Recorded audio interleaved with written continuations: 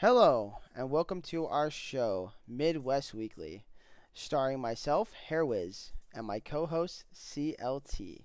We are here to give you a recap of Week 1's action across the Midwest Sweat League summer split of this great year 2025. So, CLT, I should always ask, how is your day going?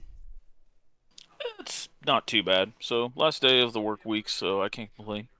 But yeah, got a lot of games to go over, but it was an exciting week one. Yeah. For everyone that's new watching, we normally do go a little more in depth.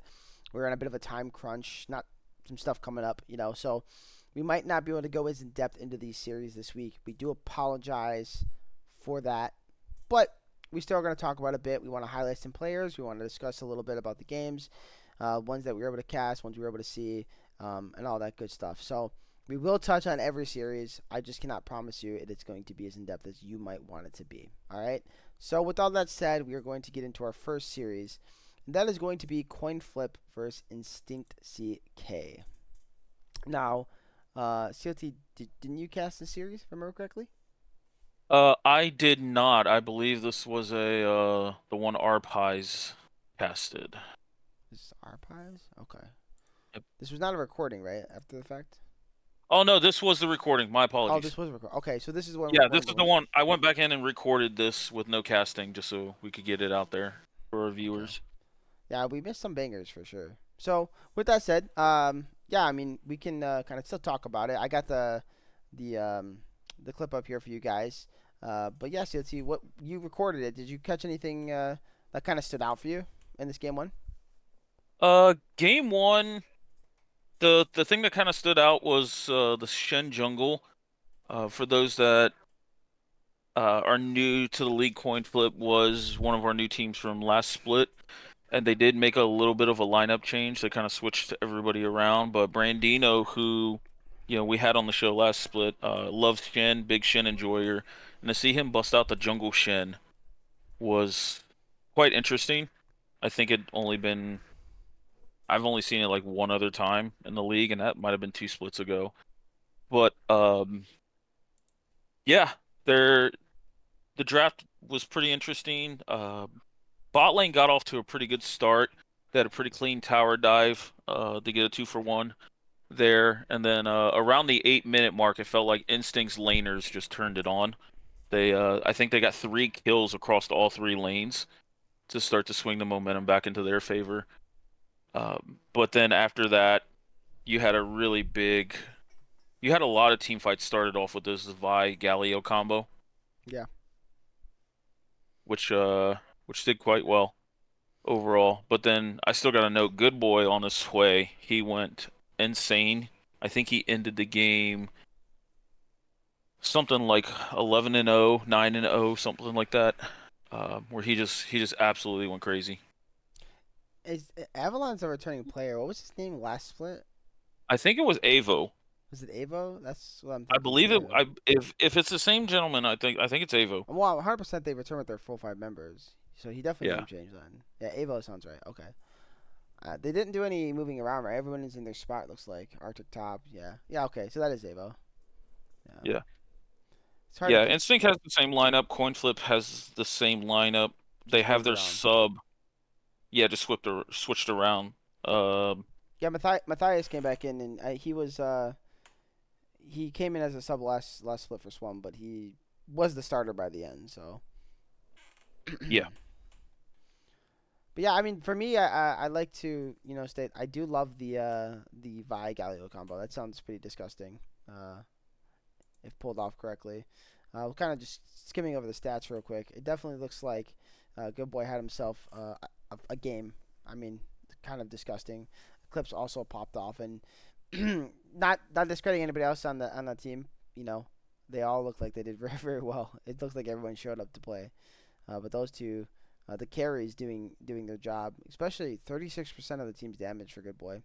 So not surprised there, as he is definitely one of the premier mids here in Midwest. Um, The He role was an all-star swapping, last year. yeah, he was an all star. The role swapping for coin flip does seem like it might take some time to get off the ground. You know, Geoprow is still playing support, but and Krieger was mid last year too, I believe. So everybody else Correct. is moved around. Um, Brandino looks like it didn't work out as he planned on this Shen. Um, Definitely keep trying things though. I know coin flip is kind of big on that. Uh, Aristotle, as I like to call him, he transitioning to AD doesn't actually look like he did too bad. I mean, he did 43% of the team's damage. So it kind of looks like he just needs some help. So maybe they could figure that part out. Um, but overall, like Instinct just kind of look like they're in form here. Uh, Looking at the series. Yeah, like I said, the Vi Galio with Hui in the back, and then even Don chained some really good Seraphine ults on. There was just a big wombo combo. Yeah, we could jump into game two real quick and kind of touch on anything that you noticed there in game two. Uh, Game two,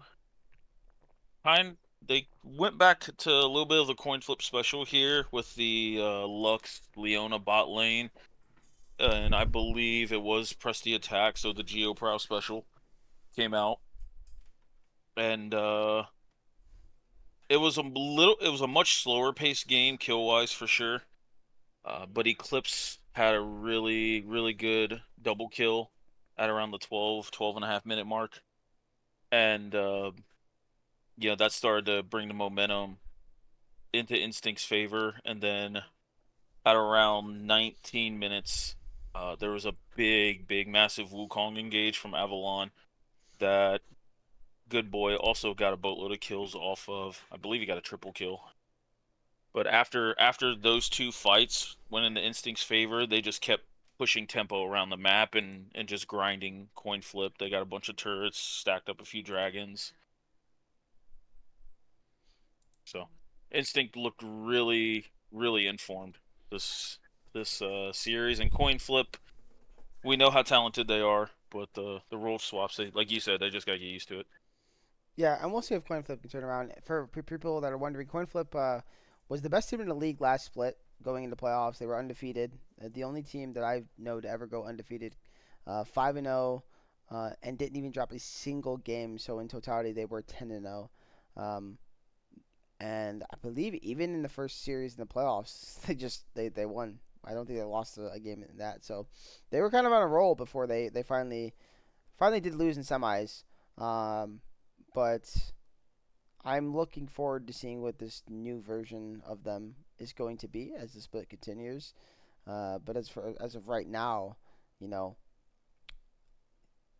their counterpart here, Instinct, looks like they're picking up where they left off. But this time they want to start off as showing the league that they are one of the best teams. So pretty excited for both these teams and see what their futures hold. For sure. But with that, we'll jump into the next one. Like I said, guys. Again, sorry we don't have the time to go as in depth. But do check out that series. It's on the YouTube, as you saw. I was just showing you a few of the small little plays here. You know, check that out. Um, Especially if you're in Group A, you get some info on Instinct. But yeah, we'll move on to the second series of Group A, which is Solus Endeavor Esports versus Ninja Turts. By the way, I love the name Ninja Turts. Big fan. Yeah. So, uh, did you cast this one? I know you casted like three series in like a row, and I just don't remember what they were. Yeah, I did cast. This was, I think, the first series of the split that I casted, and I do remember some things about this series, specifically in the draft. This game one draft by Solus Endeavors was just one of the beefiest drafts I've ever seen. When you have Swain, York, Cho'Gath, it was an absolute nightmare. And Ninja Turts, I felt like they could have answered the draft a little bit better. Like you got the Vi Ari combo, but then they R5 Gnar, and I felt like if Gnar turned this game into more of a split push, like if he would have went Blade into say like Hullbreaker and just tried to really spread out the Solus Endeavor's team comp, I felt like they had chances to attack it, but overall it was just too much beef, and We don't play enough on this Cho'Gath. He absolutely had an insane game. Got a couple solo kills early and just stacked up on all the objectives. Yeah, Cho'Gath was one of those champions. I was wondering if it'd bleed over from last split into this split, and it seems like it's already trending that direction. It's got some play here. Um, from what I've seen of it in solo queue and flex, it still seems very, very strong. Its build path is kind of changing up a bit, but it still hasn't really lost much of a beat. Um, Another one, and it wasn't picked by Solus here, but it was the other side, was the Varus, who I think is coming strong into the meta. Um, we did see a bit of it last split towards the end, but it seems like it's now at a point where it's starting to peak. I think a champion's pretty fun to watch. Obviously, it has a very nice tool with his ability to CC with the Chains of Corruption. I'm trying to think of the name of the ability. So I'm pretty excited to see what comes out of that with these couple of new champs kind of, or not new, but these champs kind of popping more into the meta. The other one though is Yorick Jungle. Uh, I know that's getting a lot of play recently. That one's got me interested, and seeing it played here in Midwest, um, seems like it did pretty well too. What do you think about that? I feel like we should touch on that. If we're gonna go in depth on something, it should be Yorick Jungle. You got any viewpoints on that, CLT? I think York Jungle kind of like to me, it has such a really big experience curve. Like if you play the champion, you enjoy it and figure out all the tech behind it. The champion is insane. It almost feels like a just like a bruiser offensive Ivern in the sense of like if you play it well, it's absolute hell to play against. I don't know exactly all of the changes that they did to it, as not being a top laner or York enjoyer. Um, I'm not 100% sure where the changes landed, but just the fact that he can do some really creative things with his jungle pathing and just overall aggro and camp taking with the minions. I think he's a very interesting champion to like once you dig into and figure out all the tech, he's got some really big power to him. Yeah, I think it's one of those champs that it might be a little overpowered right now and needs some nerfs just because innately it shouldn't be this strong, and being pulled out even in competitive and having success kind of makes me think like, yeah, he needs to be touched up a bit. I'm glad that the champion has a spot though to be more successful than just uh, I go top lane, I split push, I hope I win, right? Hmm. So this is kind of nice for the champion, but yeah, it does seem a little strong at the moment. So I expect some nerfs in the near future if they are already coming out. I mean, I haven't really checked patch notes recently, so. Yeah, another patch notes came out, or at least on PBE today, but I did not get a chance to look at them. But yeah, I mean, these two teams they look pretty fun. I know I caught a little bit of this series when I was out of town, and they both have pretty good map play. So I'm really curious how Group A is going to kind of turn out with these newer teams um, compared to Coin Flip and Instinct CK. Uh, but what's your kind of breakdown on game two if you have a little bit here for us? Game two, again, pretty uh, unique draft, I guess is probably the word I'd say. I mean, you've got our first Nefiri jungle coming out. You see the lovers duo bot lane, but something that's kind of gonna pop up a few times this week is this Asol mid, which I think is a little slept on if you pick it in the right spots. So, I think Ninja Turts had really good answers in the form of like CC or at least dive potential, but there was a lot of anti synergy with specifically Rakan and the Gragas. It felt like sometimes Rakan would charm them, knock them up, and then Gragas would throw his barrel in there. And when Zaya's feathers are on the ground, she would just miss a lot of the pullbacks for it. And I think Solus Endeavors actually had a really good answer in the form of the Jinx Milio, and then you put something like Darius Sejuani in front of it. It's really hard for Nefiri Rise to get meaningful damage onto the back line. And I think that's kind of where this game headed. Yeah, it's something else that really intrigues me here is seeing the Jinx, Xayah specifically. I don't think neither champion is like really really strong right now in this current meta. I mean, there's so much dive that Jinx struggles unless she's like when you consider Fearless. Like I think Jinx would be more successful like later on in Fearless when like a lot of the dive champions are gone that are strong right now. So it's interesting to see it getting picked, but also having some success. And then kind of similarly that with Zaya, I kind of feel like she's similar with Jinx. The only difference is she does have a self peel, but it only goes so far, and there's just so much dive right now. Um, but I'm curious if the 80 carries that are besides Varus, the like um what's that down champion Callista. I wonder if we're gonna see anybody playing Callista, for example. I know she's been getting a lot of play and like pro play and stuff. So I wonder if that's gonna come out or if we don't really have any Callista players around here.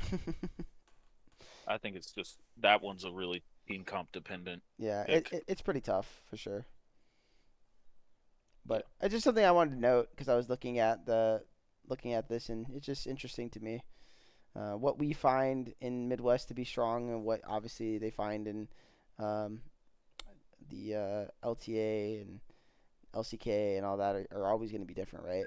So I'm curious if this Jinx is going to stick around or if it's just like the couple Jinx players are going to pick her and that's about it.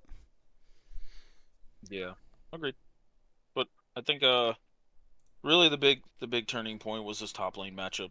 Gragas donated a few different kills there, got ganked a little bit, and this Darius just kind of started to become a brick wall with the Sejuani. Like you just don't want to face check Darius Sejuani. Yeah, I mean, Sejuani is she's in a good spot right now, man. Like as far as these tank junglers go, I think she's one of the best currently with her just build path. Um, but she's definitely not like the best jungler. Like I do think stuff like the Nefiris, the Yoriks, um, are much better. But she's definitely gonna. I think she should still continue to get play because I think she's pretty strong. Um, like compared to Like stuff like Skarner, who's kind of starting to fall off the map a bit in terms of the tank junglers. I was about to say, she's just kind of fills in for the Skarner role from last split. But Honestly, I honestly don't think Sejuani. Skarner is bad either. And at this point, like I still think he's very much playable. I'm just curious if people are still gonna play him. That's my only question. But we'll kind of see as Well, the split goes on. we'll see if he's even played in a solo lane. Hint, hint, wink, wink. Yeah, maybe he will be. We'll find out. Mm. Week two, we'll have to see what it brings and offers. But Yeah, yeah, I mean, it definitely from looking at it, Solus looks like a very stout unit. Um, they executed their game plan. They got some more unique spicy picks like the ASOL, for example. And I really do want to say York does feel kind of spicy right now, even if it's in meta. I just didn't expect to see it in competitive. So like yeah, I mean I'm pretty excited to see what they have to offer. On the other side here, looking across from them, Ninja Turtles, I think they struggled a bit, and I don't think they got to showcase themselves as much. But it is the first week, so they could certainly turn it around. We definitely have that for many teams before. So, but overall, man, like congratulations to Solus and. Geez, 17 kill game for the Darius is absolutely just insane. By the way, yeah, that looks like some havoc from like two splits ago type stuff right there. Holy moly! All yeah, right. yeah. He had a bunch of team fights where he just chained ults and just triple quadra killed people. Ah, So Jesus. I hope those are up on the YouTube, man. Holy moly. Pay that guy. All right. Let's go ahead and get into the next series. Last one of Group A here. Femboys versus Royal Rogues. Now, I kind of, when looking at this game, our series, I'm not really surprised that, Femboys came out and really showcased how good they are. I mean, they have a really strong roster on paper. Royal Rogues, I do think, like if you look at the roster from outside looking in, it's maybe not as strong to people, but I think the team doesn't look too bad. So I'm really excited to see what else happens for them for the splits. I know they actually play tonight, and we're filming this on Wednesday, if you're wondering. So yeah, I hope they're able to kind of turn it around for themselves. But yeah, I mean, Femboys just looks really really strong. as a team. So, do you have any thoughts here on game one, CLT? The game one. Yeah, I seen the game plan that Royal Rogues wanted to draft. It was a really big like press R comp, but I think once they got behind in the laning phase and this LeBlanc got so far ahead that she could tank up like a CC ability or two, it became really hard for them to lock down uh, the LeBlanc, and then she just popped off. Is the Femboys series not on YouTube? That is this Rusty series. Oh, that's what I series. Oh, you're right. It is. Boom. Here you guys go. Yeah, it's not on YouTube yet. It hopefully will be. Rusty is gatekeeping Should be that. up by tomorrow. Yes, continue. I'm sorry. I'm sorry. No, I just think like this LeBlanc, it was a ballsy spot to pick her in, but it ended up working out. Like she got ahead in lane and just became really hard for them to CC her. Is that matchup not good for LeBlanc normally? I mean LeBlanc can put a lot of pressure on Rise, and I think post Roa, like MR boots, Rise can start to push it back. But if LeBlanc ever gets ahead, it becomes very hard to just walk up to her. Rise has the wave clear, but LeBlanc just basically threatens him to touch the wave, and once he uses an ability on the wave, there's really not much lockdown in the 1v1 for that, so she can just blow Rise up pretty easily. I mean, 9 kill, 30% of the team's damage. She was doing quite a bit of damage this game. Yeah, that's kind of gross coming from a LeBlanc too, which is really about just bursting someone out and being an assassin. I mean, she was definitely putting some work in these team fights. Yeah, and I thought it was like it was it was a really nice press R comp, but I think into like a comp that wants to go ahead and like run at you, if you're on an even playing field, then like you can counter engage quite easily. But it just felt like Femboys like had such a big lead coming out of laning phase that if they press hard on Braum, Camille, Vi to try and pick them out, Vayne, LeBlanc just two shot people. But first Vayne ADC that we've seen in a while. Yeah, I mean, I was going to say that's pretty exciting. Vayne here doesn't seem like too bad. There's a decent amount of lockup, and obviously he's going to struggle in lane against MF early. Uh, but I mean, she's known for being a hyper scaling late game threat, so uh, I could definitely see the potential there. And I know a lot of people that play Vayne, they like the style, man. You know, gotta do some styling and profiling. Yeah, Um, so Mac must be a fan of just the pick overall to pick it like that. I think I don't know if Vayne's in a bad spot or a good spot. To be honest with you, I'd actually love to ask someone like Mac right now because he obviously the one that played it. But I definitely have seen a little bit of it, and it seems definitely decently strong. Um, it has some self peel. It has the invisibility, so I think it could do okay in the dive meta that we're kind of in right now. Um, but again, like I think stuff like the fact that MF is so strong right now, like she's specifically super strong, right? Um, yeah, I could see it struggling a lot, not only in lane, but even out of lane, because if the Vayne's touched once and then bullet time comes out, the Vayne dies. Like you just don't live, you know. So, and she has to get into their faces to do damage, right? She's pretty mid ranged with her damage, so um, very interesting though. But yeah. yeah, we could go ahead and touch on game two here, which for me, like seeing Kane top. Some You like Baus, seeing King yeah, top? some Baus gameplay out here, you know. You might be the only one. Yeah. This Kane top was interesting. Like it definitely is a boss special, but I'm on the wrong thing. this the Mira absolutely went nutty. So I see already a trend with Mac that he loves 80 carries with little to no range. But 1607, 36% damage is absolutely insane. 16-0. Yeah. Jeez Louise. Yeah, for those of you who are watching this on YouTube, I am goofing up trying to switch to the right one. I'm like, wait, this is the wrong series. What am I doing? I was on the YouTube clip. But yeah, um, that's insane, bro. What the hell? Okay, Kane doesn't matter, guys. Kane top actually didn't matter. It's just, it's all about the Samira.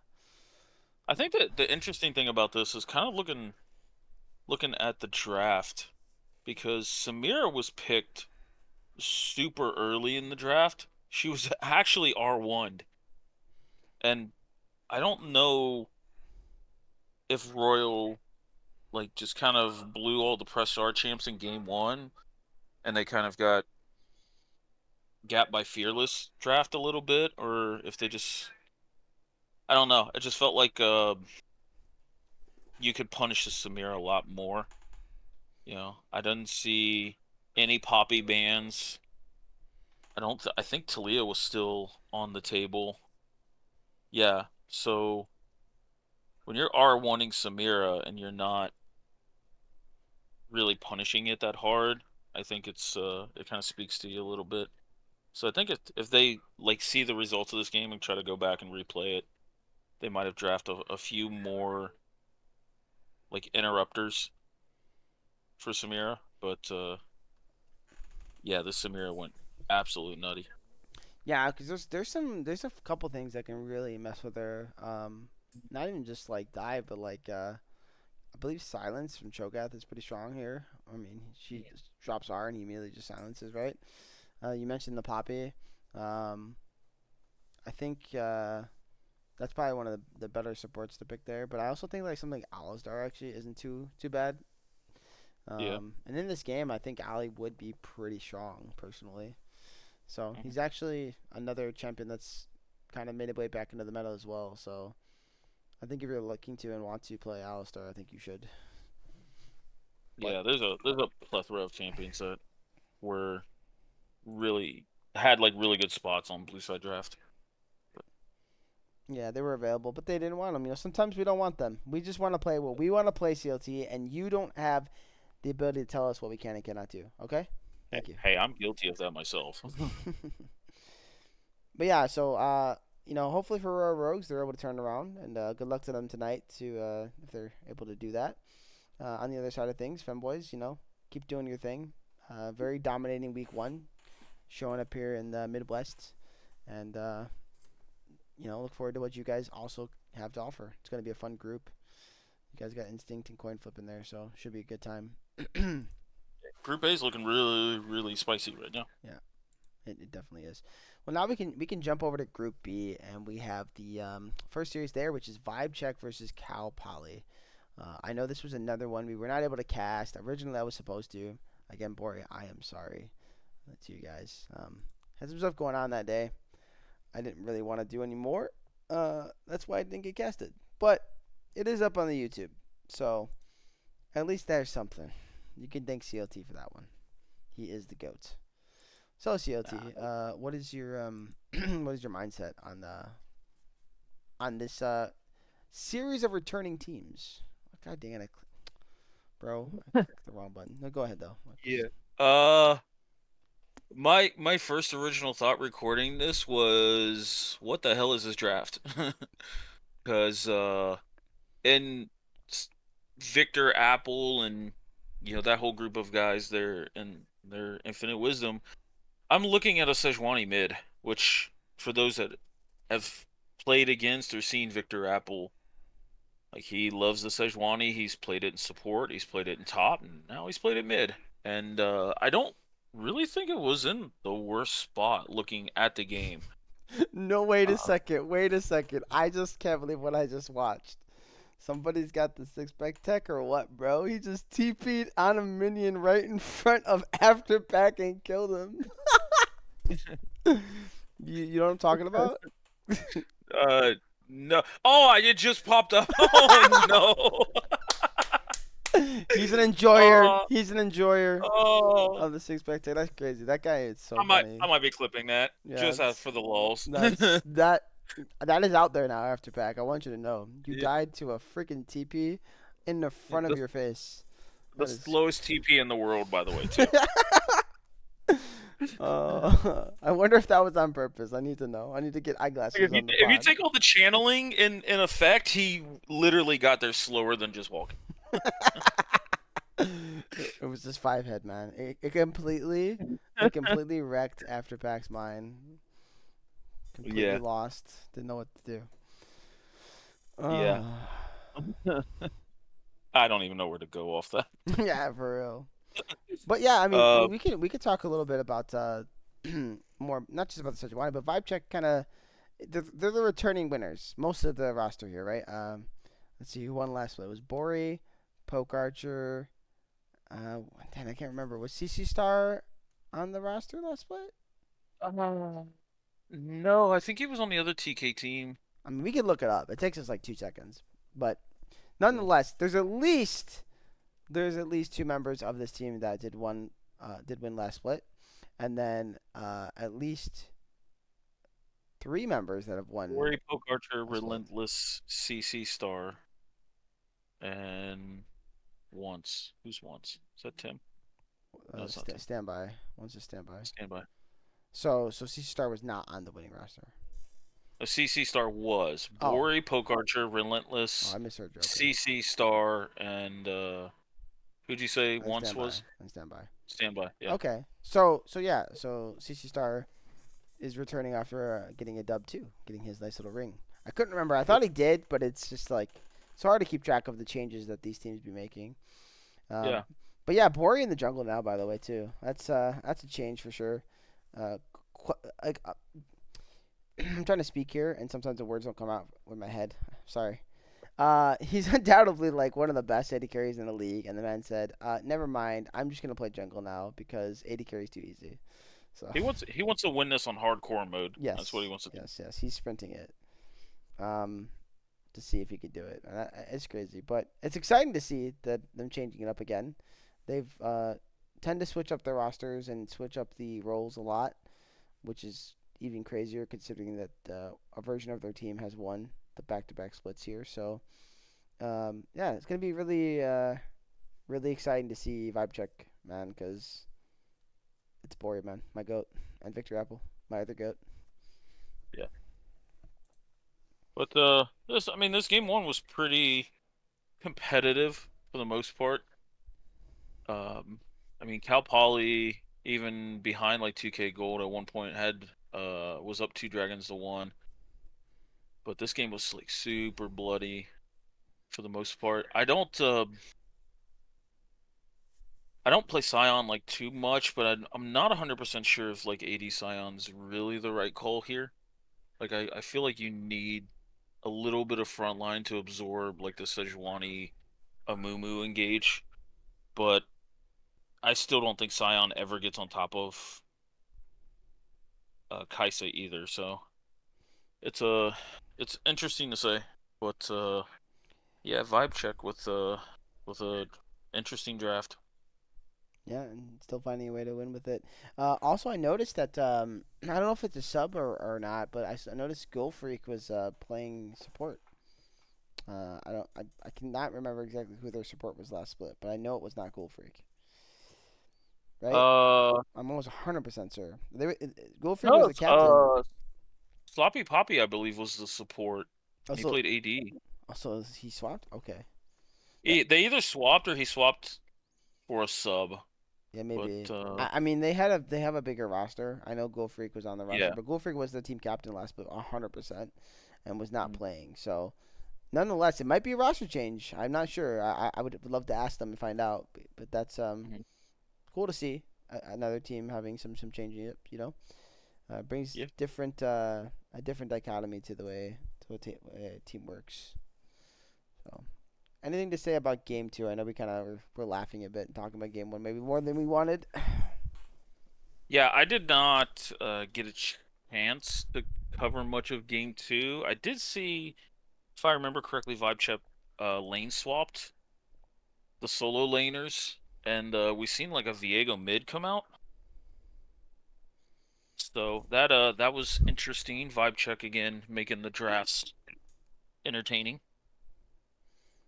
Okay, wait, yeah. Jubilatory was in there for game two. Oh, so maybe he just couldn't make game one. Yeah. Okay. It happens. Here's Skarner, by the way. Boria pulling it out. Love to see some Skarner gameplay. Also, Yeah. Twitch, something I don't remember seeing much of last split. What do we think about Twitch? We got any viewpoints on that? I think Twitch kind of fits in that same dichotomy as like a Jinx or a Xayah, but I feel like Twitch actually snowballs a lot harder, and he puts a lot more pressure on the map. Like if you ever lose track of a Twitch, he can just pop up and do some really crazy damage. But he definitely needs some items to really like get off the ground. But I'm also seeing a Malzahar top, which is also interesting. Yeah, this draft out of Cal Poly is unique, man. I even the brand jungle too. Like, I mean, brand jungle had its time to shine for sure, and I hear it's coming back into the meta a bit. But yeah, I mean, this is a unique draft, um, which could have had some potential of working out. I mean, they got lockdown. They got uh, late game insurance from the Ezreal and Viego. I mean, they've got what they need. I mean, even obviously Malzahar scales too really well. So, Yeah. um, but it kind of feels like when you play a comp like this with a lot of damage, but not as much front line into a pretty tanky comp with similar damage, like it's gonna be tough to win. Because it's hard for you to walk on objectives. It's hard for you to play river safely. Um, and even in some circumstances, if you want to try any sieging, which I don't think they have a great siege comp, but if you want to siege on turrets, it can be difficult too because all it takes is one flank and you're all dead. So um, that's what these comps tend to lack. Yeah. It's a interesting comp, for sure, on the side of Cal Poly. And I feel like this I see Jason, which got like the bulk of the kills in the mid game, so they snowballed and they can outrange the Cal Poly comp. It's Victor just really hard. It's really hard to just walk into that comp too once I got ahead. Victor Apple pulling out the singe too. This freaking guy, man. Yeah. It's annoying champion. Yeah. This team's gonna be very hard to prep against, considering their solo laners can alternate and can use their unique champ pools to the advantage. And they play off each other really well with their champ pools, what I, they pull out. I feel like you don't have to focus on hardcore prepping against them. You just gotta beat them. That's it. Oh, okay. Well, prep work's kind of part of that, my friend. It is. It is. All right. Well, we can jump on to the next one. Also, Yumi's a horrible champion. I hate it. Get rid of it. Anyways, moving on. If you're gonna play it, Twitch is one. Yeah. So the next series here we got Kappa Chungus Clungus Among Us versus Yeah, say For that. Fun at 20. I did versus For Fun at 20. I hope they love me saying it too. Oh, they wanted me to keep spamming it in this chat. Like Kappa Chungus, man, you guys are such trolls. I remember you guys trolling my chat during the what you call it the draft show. yeah. Also, the top laner has a really entertaining name. If you ever get a chance to cast that one. Uh, Timo Chuchi. um, what's that? Is that English? I get, Kind of. But nah, this was a really hell of a series, honestly, to open up the week with. This is the this was a 2-0 for fun at 20, but this was a very hard fought 2-0. And I think honestly this game one might be the best game because there was three barons, two elders, there was fights everywhere in this like the late mid game to early end game that just man, they were back and forth. They were throwing punches at each other. But Traxix on his Echo mid had a little bit of a showcase here. He played it really well, even into what I would think is a comp you would not want to play Echo into. Yeah, I could see it struggling, but he's a really really good Echo player. I remember him from like I want to say like two splits ago maybe. Um, definitely very talented talented Echo player, but just a talented mid in general. So glad to see him back. I don't remember what team he played on, and maybe he can drop it in the chat if he watches the show, because I just do not remember, and it's bothering me. But I do not forget that name because he was one of those Echo players during that split. I want to say it was the first split we did together, actually, CLT, that he played, but I could be wrong. Maybe it was 2024 spring. So, but yeah, there's a lot of returning members on Pro Fortnite 20. I mean, Frozen's back, right? Yep. I believe we saw Loki sounds familiar too. Did Loki play one split or like sub for somebody? But that name just I think he might have subbed.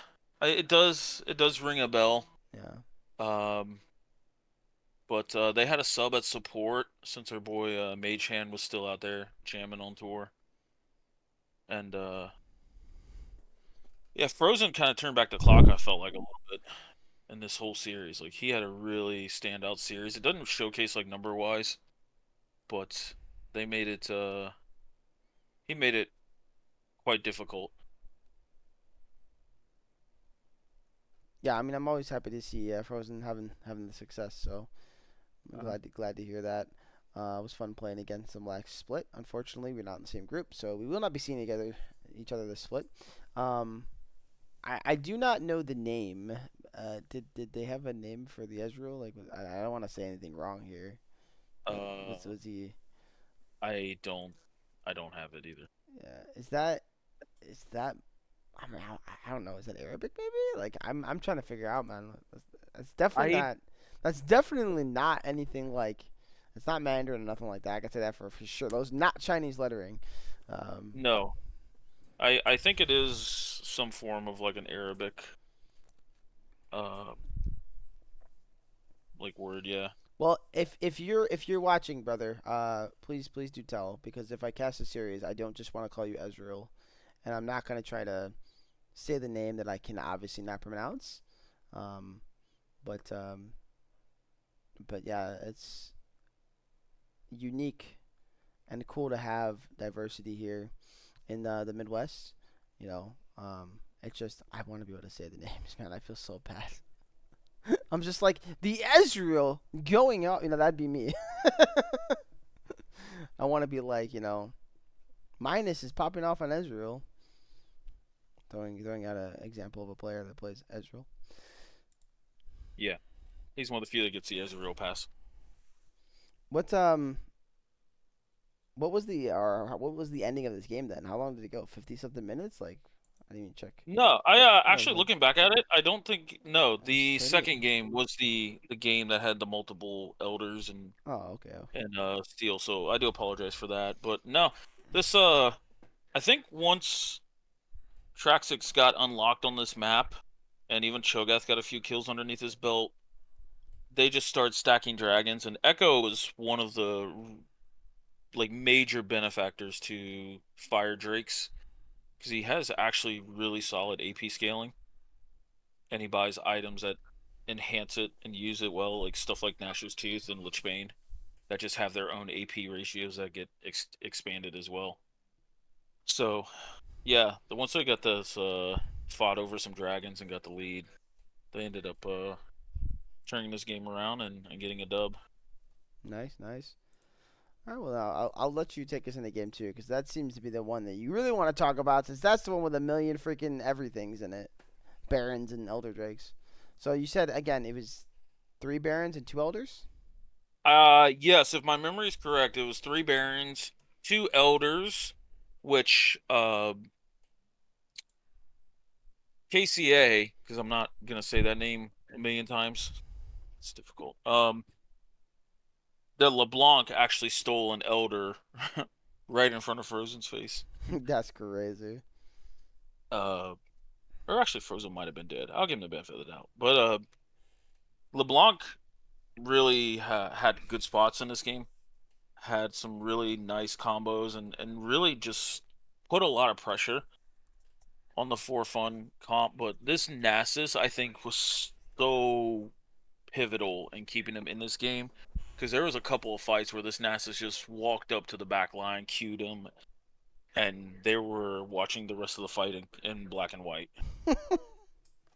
It was the dog got unleashed this game. I'm gonna find this Elder Seal. That's what I'm looking for now. Yeah. Let's skip ahead while I'm chatting. Is it around 40 minutes? I think so. No, Elder's still there. Somewhere in that. But no, I think one unique thing that we've seen is the Aphelios. It's not a champion that we see that often, but I feel like people who know how to play the Aphelios and at least communicate on what guns they can fight on, they're really smart and they play team fights front to back really well. Because this champion just goes insane. But if you look at this like 40-minute team fight where they lost track of Nasus, he just came behind his Aphelios and like two-tapped it. Well, he two-tapped the Ari after she ate a an Ashe ult. But then this Aphelios tried to fight back and no, the dog was doing work here. Jeez Louise, yeah. I mean, his Kane wasn't doing as much damage as you're making it sound, but that still was legit. Like, it's taking 3 or 4 Qs to kill somebody. So if he's actually able to stick to somebody, like, they're just done for. Yeah. Yeah, there was a bunch of just insane team fights that would go like 3 for 4, 4 for 5, and they just couldn't match any tempo off here. Frozen got a really good ult in the very next team fight here, like the 42.5 minute mark, after Loki just got completely annihilated from by LeBlanc. But Frozen did so much work in this team fight to create space for this Aphelios. Well, that's a hybrid Malphite, right? AP plus some armor. So I guess I'm not surprised he ends up getting one shot by something like LeBlanc here. Uh-huh. And actually that Elder Dragon steals right at the end of that fight. Oh, that is a 'Cause- beautiful J4 all too. Yeah, I mean this yeah. this game like just sounds insane. I'm so sad I missed it. hmm What Yeah, the if heck? you miss this game, I highly recommend you go back and watch at least this game 2 of the series. It was insane. Ash had a lot of really good ults too to set up her team. Like there's a lot of good League of Legends and a lot of really good just team fightings overall. Yeah, I mean, But I'm yeah. kind of interested how this group's gonna pan out because I have a viewpoint that maybe the rest of the league won't like, but I do think after looking over this group, and I'm gonna just kind of show you guys the rest of the group here. I'm gonna go back. I think this group, for me personally, is the group of life. I think when you consider the teams in it and how close I think the teams actually are, like I think Group B's matchups were mostly all close, I would say. So it's kind of feeling like, and we're gonna get into the next one here in a second, but it's kind of feeling like this group anybody pretty much could make it out. So that's usually what the group of life is. Maybe I'm wrong and you guys completely disagree and it's a different group. I know you've marked my group as the group of death, and I actually do think that now considering uh, what the group looked like to be. I think there are like 2 top teams in the group, and then everybody else. So that's the group of death. I agree. I agree with you guys. But the group of life, yeah, I think it's group B for sure. So with all that said, I'm gonna watch this Elder Steel real quick, and then we can talk about the next series. How the heck, bro? He had smite, but he was dead. Did he get killed? Hold on. Did he get killed? CLT? What's that? Oh no, Frozen was dead. He didn't get Yeah. taken in front of Frozen's face. It just got No, stolen no, from. yeah, I was mistaken. No, Frozen was dead all now Oh. that I'm watching this back a little bit. Dude, I cast 3 series, man. No, I you're kind of good. all You're my good. You're good. You're good. You're good. You're good. I was But like, but no, this was a massive Elder Steel that went into Baron. But then like they couldn't end the game because if there's one thing like I will criticize about LeBlanc is she doesn't have access to really any wave clear, so it's really hard for her to like accelerate a game after a team fight. Yeah, CLT, and that's a great series. Yeah. So, but yeah, this series was entertaining. All right. Well, with that said, we can jump into the next one, the last one here of this group, and that's UAFS Esports versus Bucket John Betts, which was the only, mind you, we played 11 series. This is the only series that went 3 games. The only one. Kind of insane. So, and these two teams, they look very very tightly contested when you look at like their. I believe they both were around like the 34, 35 in the point cap ranks. So I'm not surprised at like an outcome like this for sure. Um, but these teams look really really good. So what did your got any view on the series game one? Game one was like fairly slow pace compared to some of the other games we had this week. And the drafts kind of also showcased that a little bit. Like Caitlyn did put pressure on this bot lane, Caitlyn Soraka, which I think is an interesting duo. I'm not sure like how that works. I mean, it kind of makes sense, but then it kind of doesn't. But this Cassio, I think, was picked in an absolute amazing spot. I know you have like a dive kind of engage with this Wukong into Galio, but after the engage, if you have Melio anywhere in the picture, this Cassio's never gonna die from that with this Roa Seraph build, especially Roa Seraph and the Leandries. Like this Cassio's gonna have north of 3,000 HP at 3 items. And she pushed around this Galio quite a bit here, and there was really nothing they could do to contain the Cassio. And then she just delayed time for this Jinx to get online, and it just kind of went from there. So a lot of scaling from the carries for this blue side draft, and I don't think UASF had the tools to play this game fast enough. Yeah, I mean But seeing yeah, Soraka like I think Soraka is very very good, but it definitely it's definitely susceptible to getting kind of in a situation where it doesn't get the scale into the game quick enough. So, um, 36 minutes does kind of feel like it did scale, but maybe like what you said. I mean, they couldn't kill Cass and Jinx. If they can't kill Cass and Jinx because Milio is just defending them, and then they gotta try to deal with the Gwen on top of that, it's like yeah, it's kind of hard. It's definitely yeah. kind of hard for their team comp to do what it wants. There was so much just pure raw damage Yeah, coming out. Soraka. I don't even think Soraka can heal through it quick enough, anyways. To be honest. No, nope, she could not hear. Bucket John Betts, like they drafted a boatload of damage, and for the most part, like really respectable scaling. And UAFS just didn't draft the tools to keep this game fast paced. So, but Yeah. yeah, this was a really sound game, especially by the Casio. I mean, Ooh, Jinx Rocket from downtown. Sorry. she went 5-0 and 6 in this game. It was basically just I felt like she was untouched this whole game. But yeah, once Jinx 4 items like just started going nuts. I mean, 38% of the team's damage is kind of crazy. A really low kill game for a 36-minute game too. Yeah, yeah, this was a much slower, methodical game. I will note, like this Cho'Gath did pretty well. I think he got if I remember correctly, got like an early solo kill and really started to kind of want to take control of this game. I don't know if the build snowballs enough with Cho'Gath, because I mean he didn't go grasp, he went Hail of Blades and did this movement speed build. So he wasn't able to create enough time, but honestly, they just didn't have the damage Yeah, the fact that to the fact fight that back.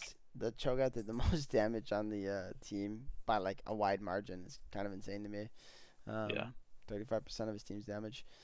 Um, but yeah, again, it's just like, you're into a hard scaling comp, man. It's Jinx, Cass, freaking Gwen with a Milio, dude. Like, and that's not even including Cassandra just being in there in front of them. Like, it's hard, bro. Like, if you want to win this game, like, I don't want to necessarily say you have to go and win super early, but you definitely do not want to let them scale for free. So, and it looks like the Jinx and Cass kind of got to do that. I mean, Jinx was almost 10 CS a minute. That's kind of disgusting. Very impressive here from Bucket John Betts in game one. But there is a game two, and game two was won by the other side. What are we kind of looking at here for UAFS here and how they were able to kind of come back and Um, get a dub here? two two syllables. Fiddlesticks. This champion, when someone knows how to play it, is absolutely insane. I was kind of curious to see how effective this pick was going to be because there's a lot of things on the Bucket John Betts side that can kind of get away from him or at least push him back in the sense of Tristana R. But a Girdle had a couple of absolutely insane ults. The one that I instantly came back and highlighted was over, I think, a Rift Herald or Grubs. Second set of Grubs were like they got chunked in the river and he went back into his own jungle, channeled his ult, and then just surprised everybody going back in, feared like 4 people, and absolutely just turned the whole momentum into their favor. Let me try to get you a timestamp on that clip. But the Fiddlesticks was insane. This was at the 17.5 minute mark. If All you'd like to right, pull that up. I got it.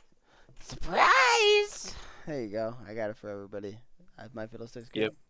I don't think it Uh, work on it. is.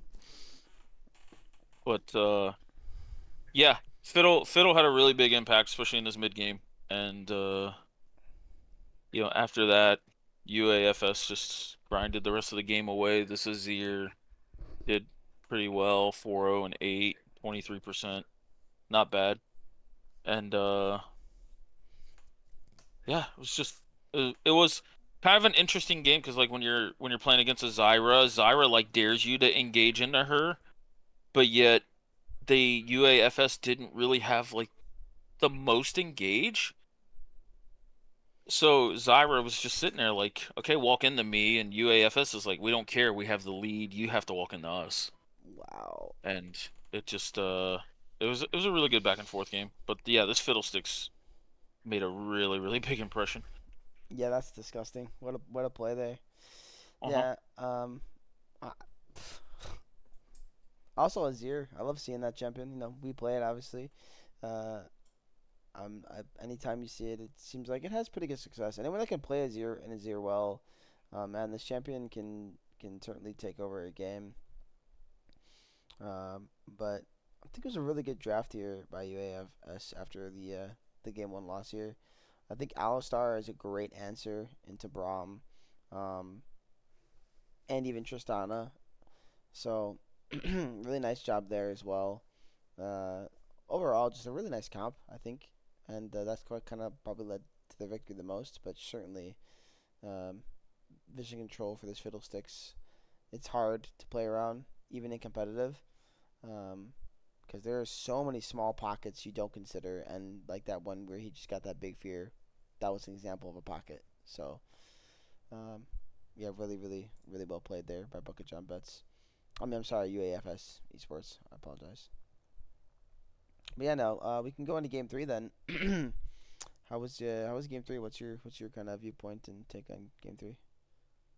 Game 3, UAFS drafted a really interesting dive comp. Like it's not your traditional dive comp. You have Samira Akali Vi, but Bucket John Betts I thought drafted actually really, really well. Because if you're diving onto Zeri, she has Lulu in the back pocket. If you dive on the Lissandra, she can ult herself. Pantheon can E in the direction and take no damage. Poppy can also play a really big like zone control game with the W. And I felt like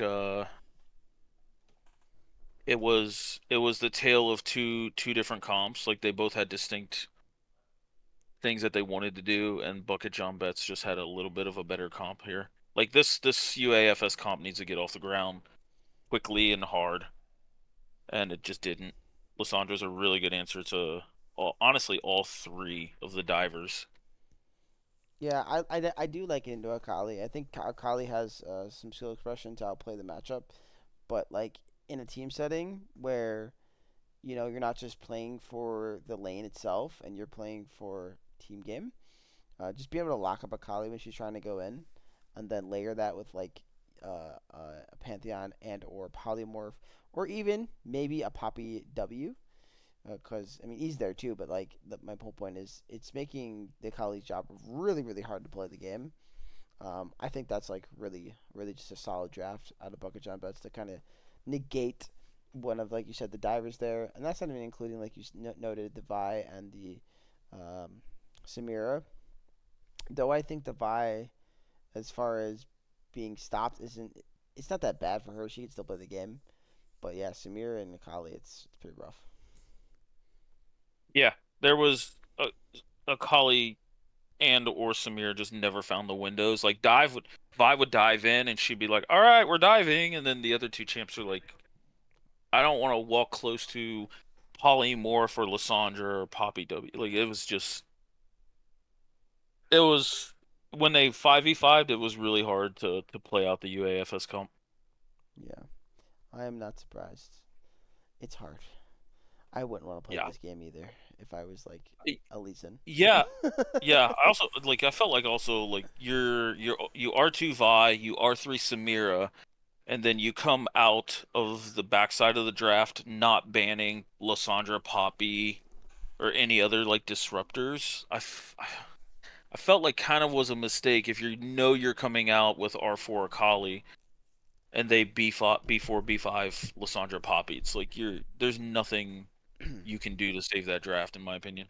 Yeah, you're asking for a hard game for sure. Um, Yeah. but yeah, I mean, all hats off to Bucket John Betts getting the only full 3 game series win.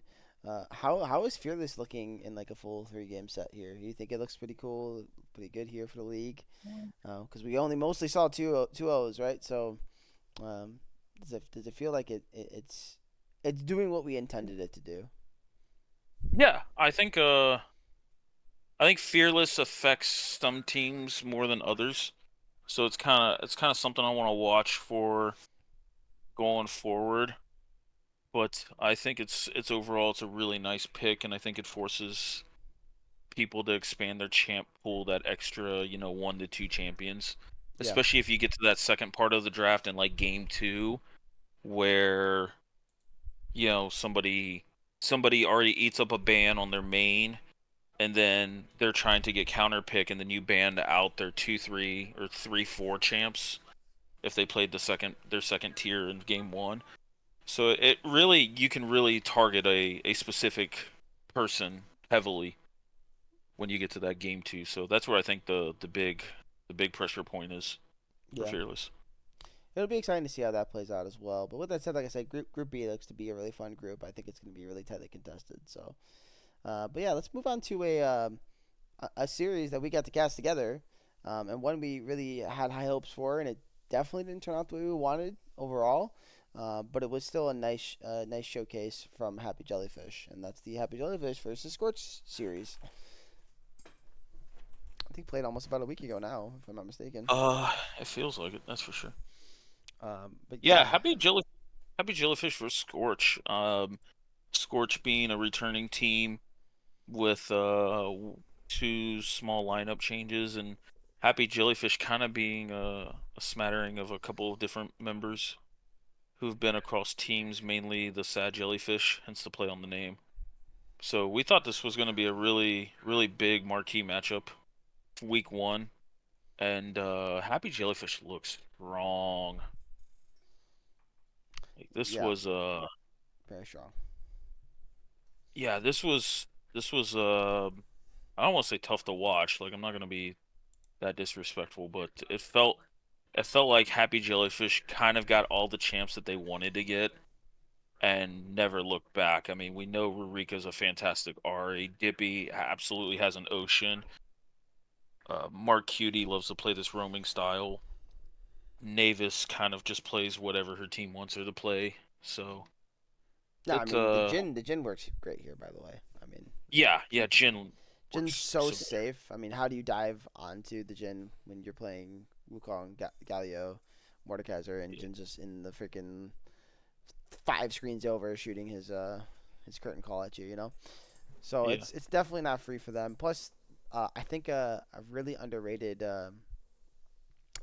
duo as far as um, champions goes. Vi and Camille work really well together. It's kind of like it's the old version of Vi and Bessa, and very strong. So when you're diving like that, and you have the champs that the side of Scorch has, it's like I don't see much chance of the carries living. So let alone even the front line, if you want to call it that, because I don't think anybody was actually too much of a front line here. They're actually pretty squishy, all things considered. Yeah, for as ahead as Jin got, there was not enough beef on the other side to tank, ult shots or the fourth shot. So yeah, Navis had a really big pop off game here. Yeah, which is something to know. I mean, in a series where you have two really strong solo lanes, some of the best at their role, if not the best at their role, in both Rika and Dippy in our league, uh, Navis is the one that shined the most here in game one as far as the carries go, right? Which is a very good sign. Where I'm not by any means saying that Navis is not on those two's levels, but um, I will say that I think Navis last year definitely was more in the top five, top six, whereas Dippy and Marika were more in the top three, right? So it's like you definitely have a discrepancy there in that thought process, but that just shows you this team is really strong. Their roster is very stout in pretty much every position, and so if you want to beat them, it's going to take more than just outclassing them individually. It's going to take a team effort. But Scorch unfortunately did not have that here today, or not today, but when they played in the series. Yeah, agreed. We can jump into game two a little bit here. We're not gonna stand it too long. Sorry, we're kind of getting down to our time here, so I'm gonna start maybe sprinting a little more on the series. Um, but I do like seeing Briar jungle. It's always funny for me to see it because I have a hidden tech counter that I won't talk about. Um, but Okay. CLT already knows what it is. But yeah, so anyways, I think it's fun to see though. It's different. You know, not a lot of people play the champion. I know Standby a couple splits ago was the guy pulling it out in the jungle. Um, so it's definitely unique. But man, Marika on this Zoe was just absolutely disgusting, bro. Like it wasn't even fair. Like I, I don't even understand. Dude Yeah, was this was on this a mission. yeah, he wanted to one shot everything on his screen, and there was really nothing there to stop him. It was kind of crazy. Uh this Zoe pick, man. It's a burst mage with like range, almost akin to like a Lux mid, but it's just way more damage and way less utility. And you gotta put the Zoe behind either early or have some way to walk into her. I thought the Morgana was a nice touch, and Syndra can hold her own in that lane for the most part, but this Zoe just got so much further ahead, and it was just blind one-shotting people. Yeah, it wasn't right. Though I will say, Marika got 1v1 by Moonshot anyways, even when he was ahead. So just pointing that out. It happened. It's out there. Yeah. Little soft shot here. Uh, Yeah, I mean, I know the scoreline looks bad, but I'm super excited to see what this iteration of Scorch does. Especially after they get some more games under their belt and improve over the season. Because I mean, Boonstra always gravitated towards mages in the bot lane, and Mustafa didn't really mechanically look bad. It was just an uphill battle as a team for a lot of this series. yeah, I mean, the original Sad Jellyfish roster historically has always been really, really good in the Scorch. So obviously, this is kind of a new Happy Jellyfish, right? It's a new roster, which is Dippy and Mark Cutie being the specific returning members on this side of things. But it is at the same point a roster kind of switch up for Scorch and a new member, right? So it's gonna be different. It's definitely gonna be different, and we will see as the season progresses. If Scorch kind of turns it on. They are a team that tends to be a late bloomer, anyways. So I'm really not surprised by the week one. I feel like they will figure it out though as the rest of the week splits Mhm. continues. Yep. But yeah, we can move on to the next series of this group in Group C. I should note that Five Big Booms and Sad Boys didn't play, and that's because Sad Boys left. If we do not know that, now you do. Um, they decided not to play, so we had to find another team, and that team is Froggy Style, and they will be playing their matchup on Thursday this week, so tomorrow. So that'll be there. We'll talk about it on week two's recap. So it won't be a part of week one's. So we still have yet to see them play. I should also note Five Big Booms does have those returning members of Sad Jellyfish as well. So there's 2 members on Happy Jellyfish, 3 members on Five Big Booms. I'm just saying, whenever that matchup happens, I'm pretty excited for it. That's all I'm saying. But we will jump into the other one, which is Vancouver Impact Challengers versus Bop It Twist It Gank It. By the way, I love the name Bop It Twist It Gank It. I'm a fan. So you can go ahead, CLT, take it away. So yeah, Vancouver Impact Challengers versus Bob and Twisted. I do agree. The name is pretty great. This kind of was Vancouver's game from the word go. Like it was they played really well and they put a lot of pressure onto the team of Bop It Twisted. Big shout out to our boy War Initiate casting over this, by the way. Uh, none but love for him covering that. And yeah, this just kind of just got out of hand real quick. I mean, 21-6 kills. Uh, the score lines are indicative of all of that. So I do like the Bop It bringing out the Malphite and the Mel with the Nocturne. Like you have a decent engage with a little bit of like range damage coming out of it. But I just don't think this team comp ever got off the ground. I mean, Malphite into Mordekaiser's kind of really tough. Yeah, I mean, it kind of feels like one of those comps where I feel like some of the synergies aren't there as much. Like I like the Malphite, um, Nocturne, and Galio going with each other. Like they synergize pretty well. They want to dive in, but then I don't really like the Mel there. Right, Israel's okay, but I didn't really like the Mel in that situation. I would have liked to seen something else that can kind of get in there more.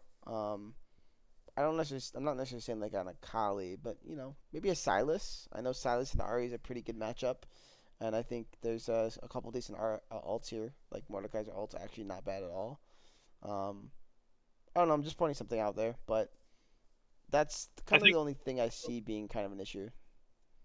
Yeah, I think if you go like a ranged artillery mage, which Mel's in this weird spot where she kind of lanes like one but doesn't play one, I think something like either Ziggs or Zareth works better here. But if not, I do agree. Like I think you just all in on kind of a hard engage comp Yeah, and go from there. Or even there's a world of like you take the Galio mid, build full AP, and just try to like one shot with the ult after Malphite Nocturne engage. yeah, I definitely agree on that. But yeah, I mean, game one definitely looks like it was a pretty rough game here for Baba Twisted Genkin. I mean, they definitely kind of stayed in it for a good long while.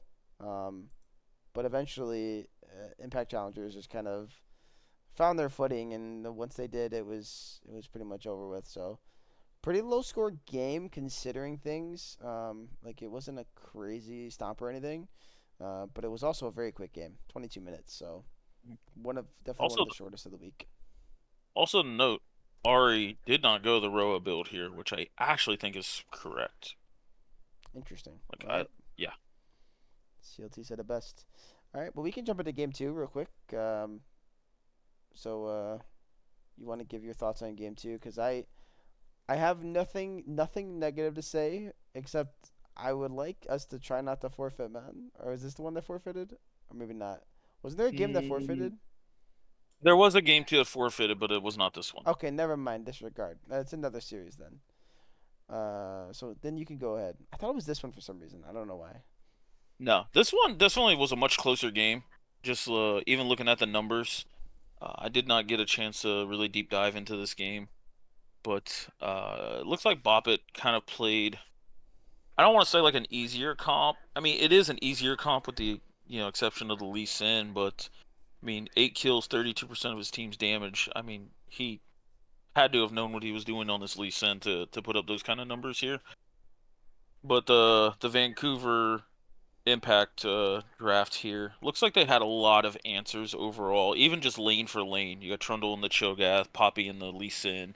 Xerath has naturally been a pretty good matchup into Victor, and then bot lane, like Ashe doesn't want to get dove on, so Tristana's I think pretty reasonable in there as well. Yeah, and So for those wondering, All-Star's pretty good in the Thresh too. So yeah, it's yeah, it felt like Vancouver just won in every role when it comes to like the draft. I think Lisa and the Poppy's fine. Uh, I think if it's just a Poppy in a game, you could deal with that. By the way, I will say. But yeah, it's definitely a tough game for them to pull out. I think the comp is like on paper not bad, but I don't think you're gonna get the scale for free when you have Alistar and Poppy and Tristana jumping on your face all game, and your name is Victor. So Mhm. Yeah, but overall respectable series. yeah, So I mean, Boppet definitely showed some life in this game too. yeah, and it was even though it was 21 minutes, and again a very short game, like you said, they not only did they show some life, but like as far as the kills go, I mean it was pretty close. So I always when you're looking at a series like this, sometimes it's just some stuff like some macro decisions can really ruin the game. I don't know if that was really the issue, but um, it kind of feels like it might be, or just like maybe bad lane. What's the word I'm looking for? Keeping your lanes pushed. I couldn't think of the word. There's a word for that, but my brain is shot, guys. Um, Yeah. but yeah, stuff like that really does matter. And when you're not doing that type of stuff, and your lanes are being pushed in constantly, or you're being out macroed, that can cause an issue. I have to kind of fully watch the series to 100% know if that was the problem, but it just kind of feels like that is probably what it was, or they just lost the team fight and Harold got pushed down mid or something. So, which I guess I can check. I'm kind of curious now how the game ended. Was Shelly involved in the game ending? Um, no, it just this kind of just looks like they just pushed in. They wanted to end the game. They didn't care. They went for it. They killed Lee Sin and then they killed Victor and that was all she wrote. That's kind of crazy. No, but Harold was here. Okay, never mind. Shelly did get dropped. Okay. See. Okay, so it was a Shelly thing. Freaking Shelly, bro. Stuff's broken. Get rid of it.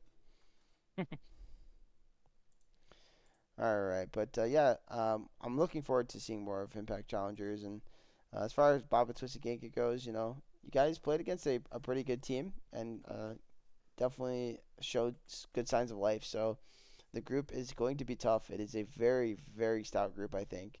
Um, the only question mark I have is Froggy Style. I have no clue about that team. Five Big Booms, I think, is going to be pretty good. So should be a fun Group C.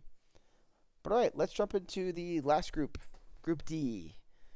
All right. Even though you're last, it's okay. You know what they say, If you're last, you might be the best or something. I don't know. I'm making shit up. But I'd CLT. Do you want to talk about our series, man? No, I think I'm gonna let you have this one. Oh, okay. He wasn't ready for that. I'm. I mean, I'm unbothered. I was memeing more. Hey, No, man.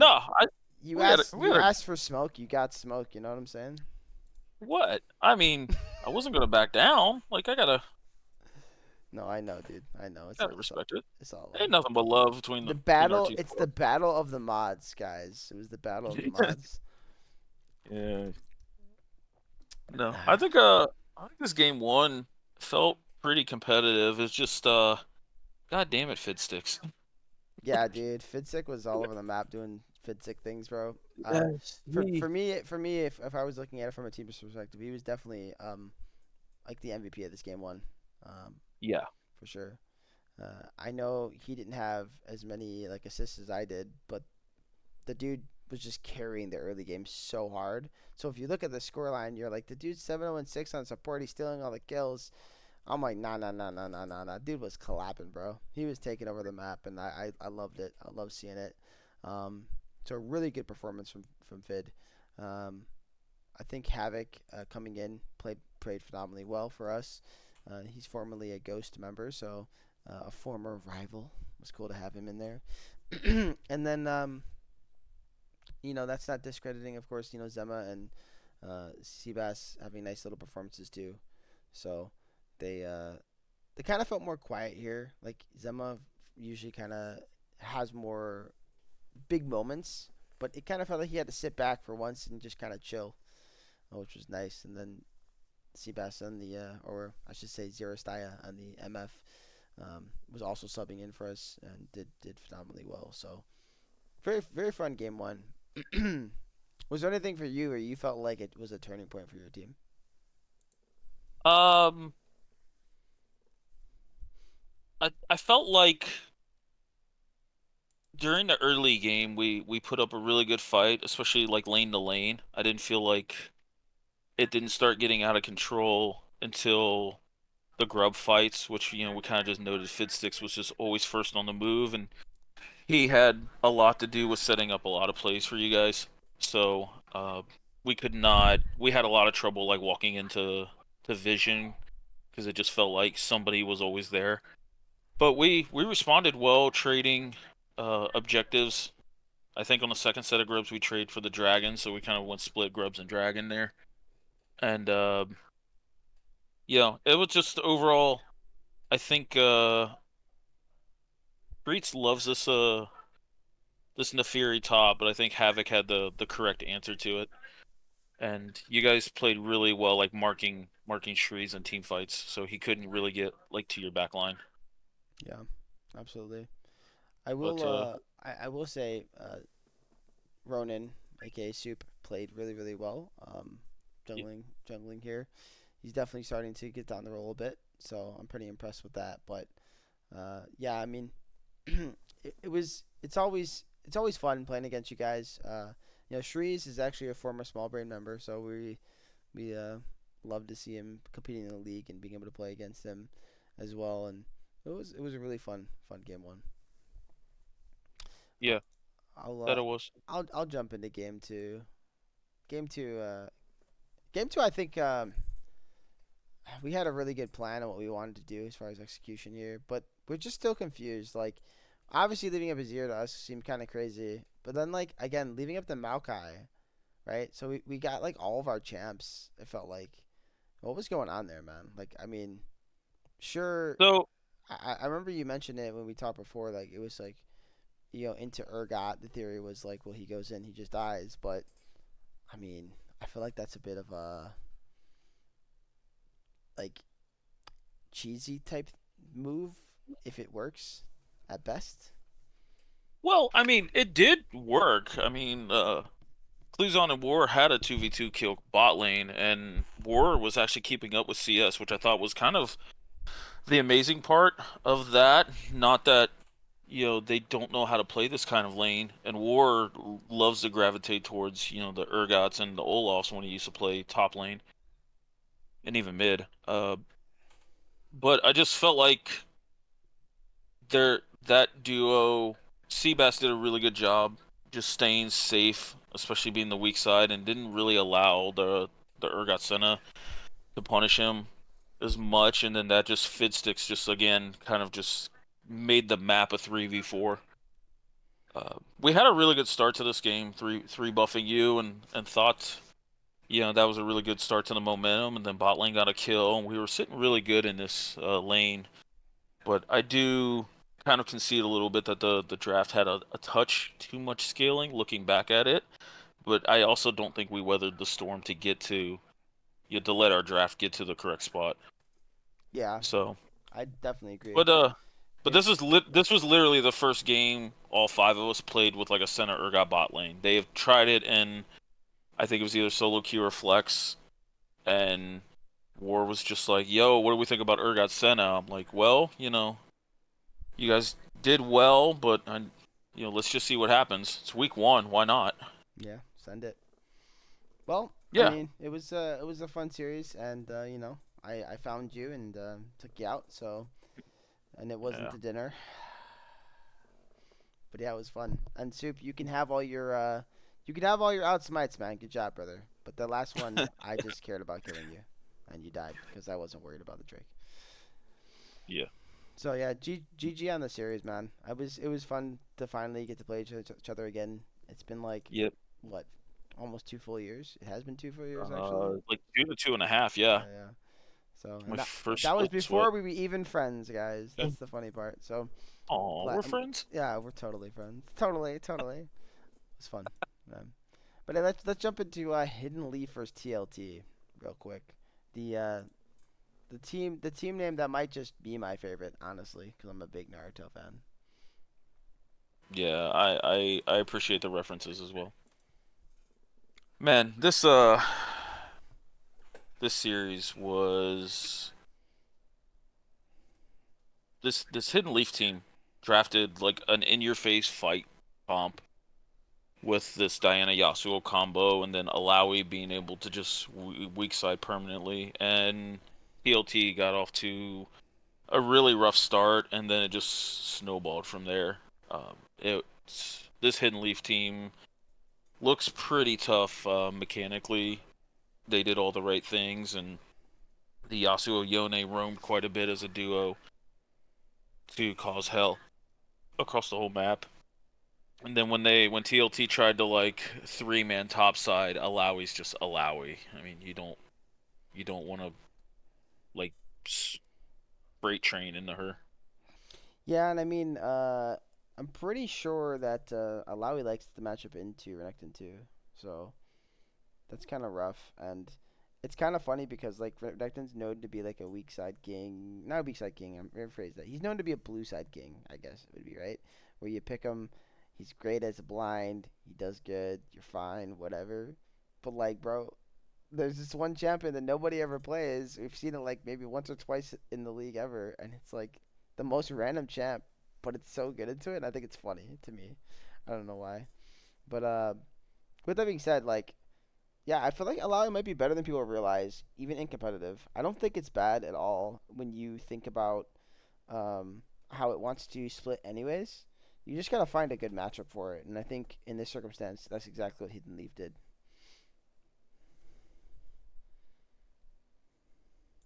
Yeah, yeah. Overall, Hidden Leaf had a really good first impression this week one, and TLT kind of I see the theory in draft. I mean, it's a Vi Ari combo that has Kaisa also assisting with the dive in the back line.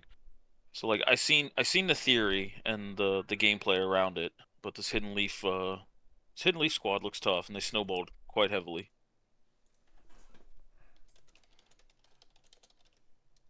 Yeah, yeah. That's I mean that's definitely the situation there. Yeah. But all right, we can jump into game two real quick and give me your Game thoughts. two, unfortunately, was kind of the same continuation of game one. TLT got off to a rough start, and Hidden Leaf took advantage of all of this. Again, a really mechanically intensive comp when you draft Riven Akali here, and they got ahead in lane quite quite easily, I should say. But TLT, unfortunately, this was the game you kind of hinted at that they ended up just forfeiting this game. The Zaya for TLT, the AD carry, had a lot of connection issues. We went through, I think, like a 7 to 10 minute pause of them trying to figure it out, and they eventually were like, "Look, Can we just forfeit? So Okay. Well, they get a pass then. They get a pass if that's the reason they forfeited. I will say. That just sounds really unfortunate, though. I would definitely like to see teams play it out. You never know what can happen, right? But I guess in this circumstance, it's a little different because you're having really, really, really bad connection issues. So I do understand that, and I respect that as the reasoning um, overall. But yeah, I mean, kind of. I want to say this series might feel like it's kind of not like we don't have a known winner, but more like it kind of feels bad because who knows if we don't have these connection issues? You know, maybe TLT is able to kind of turn things around, but unfortunately, they were not able to. Connection came as a problem, and here we are. So I'll let us dive into the last series so we can hit the power rankings before TLT has to go. Yeah, real quick here. So we got Lucky Cats versus Prime, and I guess I gotta pull up screenshots because this one's just not in there. This is great. Um, yeah, so this series was pretty much a stomp for what it was. I mean, Prime came out here and dominated Lucky Cats. Um, was not a very close game one. Kind of curious about Cyan mid here. You got any view on that? I think Scion mid is underrated. Until you pick something that scales equally as well with it or against it. Um, I've had success with a lot of my champ pool, Acel and Nivea being like two of the main ones that like if I see a Scion mid, I'm like sweet. I kind of have a free laning phase until 30 minutes, and you kind of seen that quite a bit in this game. Uh, this Acel just cued him in the face, drop down E's, just wave clear for eternity. And there was nothing Sion could do about it. But this Olaf in the top lane, actually, I think was kind of the big catalyst to allow this Jinx Acel comp to scale and scale quite heavily. Because, I mean, Olaf with Zillion speed up, Zillion bombs, Zillion resurrection into what is essentially like a super squish comp in the back line. Like there's just Sion as your only front line, and he can just run past Sion. Yeah. Like Lux can do nothing, Zyra can do nothing. Jace, I mean, if Jace can keep Olaf down in the laning phase, then I think you have a world where Prime finds it hard to walk into Fog of War with Zyra plants, Lux, lasers, stuff like that. But this Olaf got off the ground and there was nothing stopping him. Yeah, I mean, and the thing is too, like, uh, the Brilliant Soul just like wasn't touched, man. Like pretty much the whole game. The guy was flying into these fights. 1v4. I remember there was a topside fight. Just flew in with his ulti and in Q and just like nothing happened to him. He was like, I'm here. Hello. He literally was starting the fights as an Aurelion Soul. It seems just absolutely insane to me. Um, I will say the new which we don't see a lot, didn't really do like tons in the game. But neither did the Zyra. They were both kind of just like there. Well, I think really it was the Aurelion Soul Olaf show in this series, at least for the first game. Um, you know, now I kind of want to just get this out of the way real quick. We are aware that the jungler here, um, the new, is no longer going to be with us. And I figure I could bring that up really, really quick again. Just want to state, guys, like two things. One, obviously cheating, we don't want to see it. But two, uh, he's been removed from competition. I would like us to be respectful to him still. Even if he did something wrong, doesn't mean we have to treat him wrong. So, if any of you are still messaging him and messing with him, please stop. Right? We want to make sure that's not happening either. All right. So, people can make mistakes, and hopefully one day he can come back from that. But as of right now, unfortunately, this is the circumstance we are in.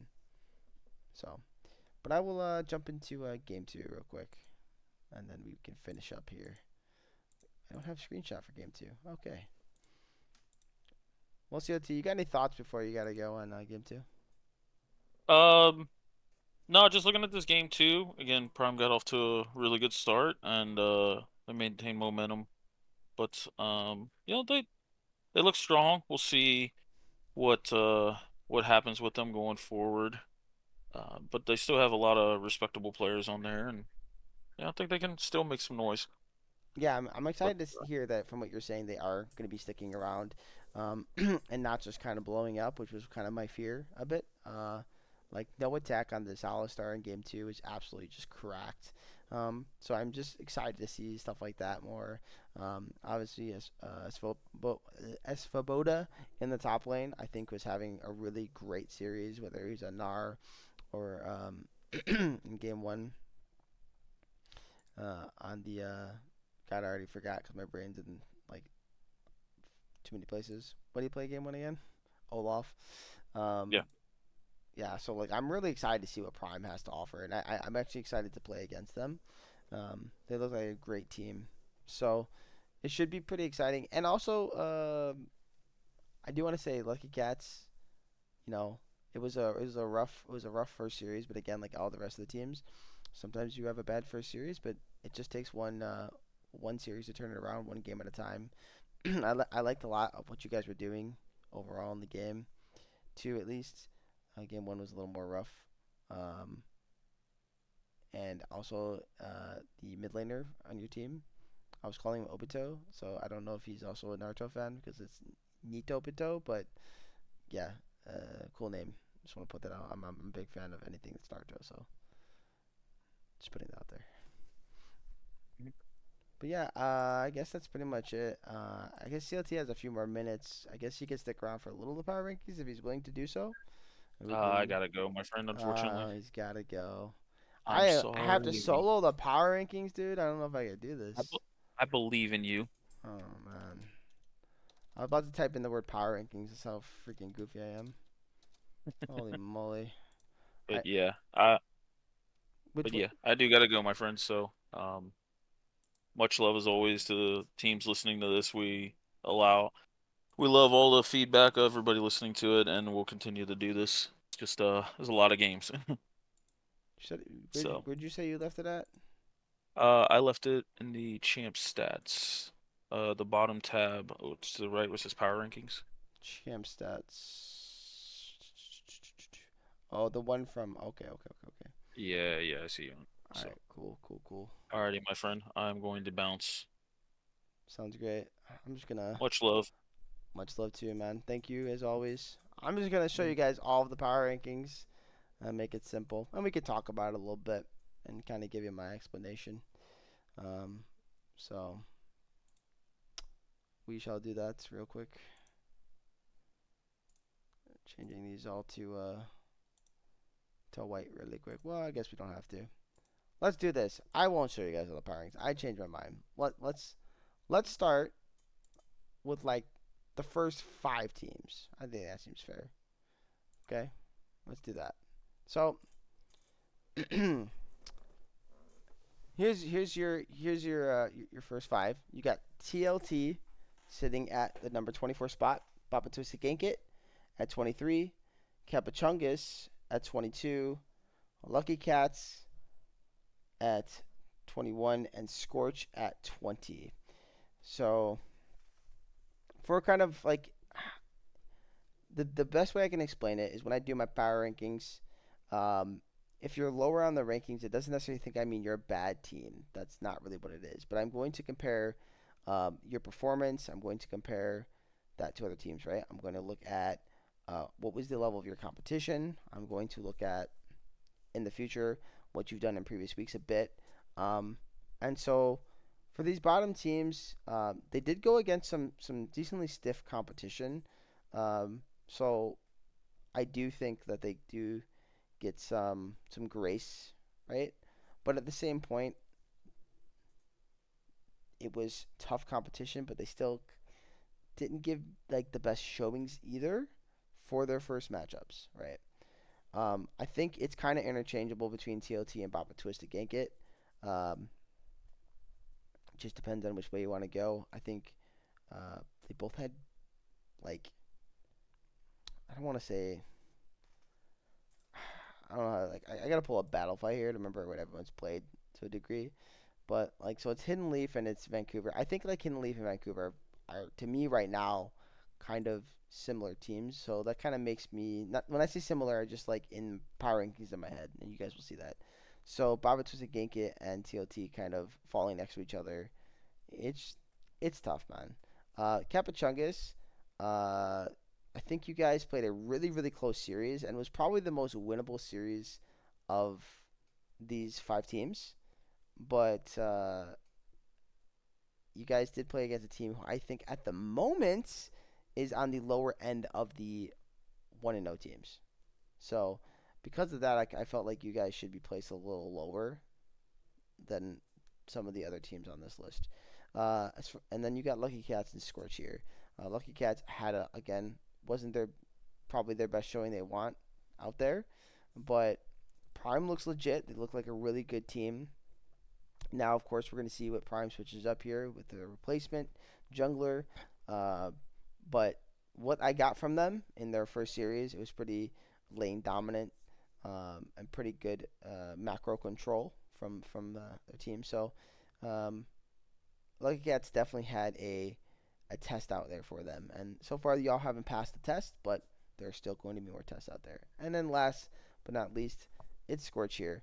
I think Scorch with their changes in their roster, moving Boonstra from the AD role to the mid lane role, I feel like that um, looks a little rough right now. The transition looks rough, and yes, they do start out slow, and they tend to kind of ramp up as the split goes. But I'm just not sure if this is meshing quite yet. Of course, I hope it does. I am friends with all of the Scorch members, so I want to see them have success. But as of right now, given how it looked, and don't get me wrong, you guys did lose to a very good team. I just wanted to see more from you guys. So go out there and prove me wrong in week two, and I'm sure you guys will. You guys tend to always do that, um, and I know you guys are capable of it. So, but all right, we'll then jump into uh, the next five teams. So I gotta tell you, Scorch, if you're watching this, uh, that your old putty buddy pal CLT said that he feels right now his team is above yours. Just so you know, that was his decision. Don't let CLT fool you guys. He's a part of this list making with me. I'm not the only one. That's what sucks about him not being here. So we could actually dive into it. But I just want to point that out. So if you guys are watching Scorch, yeah. Message that guy. You can roast him. But yeah, so he believes his team is in a stronger spot right now. I think that looking at both series, both teams took a beating for sure. Like I just stated for Scorch. But I do think what I saw from Hatch and Men personally does kind of put them higher than at least four of those teams. I don't know about Scorch. That is a question, but that's on TLT, man. That's on TLT. So TLT being biased, he's being totally biased. Roast him. Um, he's not here to defend himself. He's gonna roast me now. No, it's all love. But yeah, we kind of got back and forth on that for a bit. Um, then we have Ninja Turts. Um, I think looking at the Ninja Turts, they kind of just felt like a middle of the pack team, and that's kind of why I put them here. Right? Like they kind of fall with the same with Royal Rogues, um, and Hatchamen, and they're showing it was like slightly better than the bottom teams, but again, like it still lacks uh, some substance there. Um, and again, the teams they played against, like they were really good. I know Royal Rogues battle against Femboys, and I think Femboys are looking like a legit like contender this split already after 1 week. Um, Ninja Turtles lost to Solus, who I think is another team that has a lot of promise. I know you're going to see here in a second, but I do not think Solus is as high as the Femboys in my mind right now, but they definitely can be. And so just because that's why you have the Ninja Turtles Royal Rogues kind of next to each other, and I have Royal Rogues slightly above Ninja Turtles. And then Cow Poly and Coin Flip. So This was a hard one for me in CLT. Like we had a lot of conversation about these. Um, Cal Poly is a team from last split that kind of middle of the pack in terms of uh, the whole split, but was in a very tough group. So I think very highly of them coming into the split. Um, they didn't have their best series right here in week one, but again, I think they will ramp up. They did like last year they beat Instinct CK at the first. I think it was the first week. They came out just like firing on all cylinders, and I like how they draft. They don't make their stuff complicated. They keep down to the simple comps, so they're gonna win some. They're gonna win some games. They're gonna win some series. I do expect once this is all said and done, I do think they will end up being a playoff team. But as of right now, I do have them like on the outside, kind of looking in, right? And then we got Coin Flip, another team I think should end up being a playoff team, but I do think it's still a little better than Cal Poly currently. Coin Flip, they're another team that made some changes. They moved people around, right?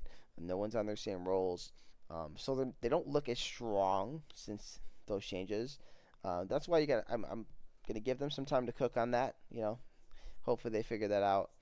But there is one team I think is slightly better, and I think CLT is right. And I'm just gonna reveal them before I go into the rest of this. Really, the next like five after that, and that's UAFS Esports. I think UAFS played against a really solid team. Number one, and number two, they're the only team to actually go lose right and go to 3 games. So like we kind of felt obligated. They won a game. They might not have won a series, but they won a game, so they should be above all these other teams. So that's why we ended up putting them where we did. But I do think they look really, really solid. Like I was even tempted, part of me, to put them close to the top 10. That's how like legit I think this team is. We are gonna have to see what they are able to do uh, as far as Sorry, I lost my train of thought, man. My brain is. I'm tired, guys. I worked. All right. I'm sorry. But yeah, I'm excited to see what they're going to do throughout the rest of the group. Um, but I do think they're going to end up making the playoffs, and they're going to be a scary team. So, but yeah, let's reveal the next here. Well, we can do. I think we can do the next like 5 or so. Let's see. Oh, actually, let's do these two real quick, actually, because they didn't play in week one. And that's it's supposed to be Froggy style. It's sorry about that, guys. But yeah, Froggy style, 5 big booms. They didn't play. That's why they're here where they are. You're interchangeable. You could put one at 13, one at it doesn't matter. They just didn't play, guys. And I think because they didn't play, they shouldn't be at the bottom, but they shouldn't be at the top. So I put them right in the middle. They're literally 0 and 0. So they're not. That's it. It's not complicated. If you guys don't like it in the chat, I'm sorry. Yell at me. All right, but now we'll do some more revealing. Here we go. I will reveal everybody up to number 6. So, I know there's a quicker way of doing this, guys. Sorry, I'm just a goofball. All right, here we go. So, we've got FF at 20, Vancouver Impact Challengers, Solus Endeavor Esports, Hidden Leaf, Prime, and Bucket John Betts. So yeah, so when I'm looking at these teams here, I think Forfeit at 20 had. I feel in my heart at the moment that as far as their matchups goes, I think it was probably not the easiest per se, but not the most like dominating. I guess but yeah, that's probably the word. It wasn't the most dominating, right? So because of that, it kind of feels like, well, the rest of these teams pretty much took care of business. So kind of led me to going, all right, I think I could put them at number 11. I think that's pretty fair.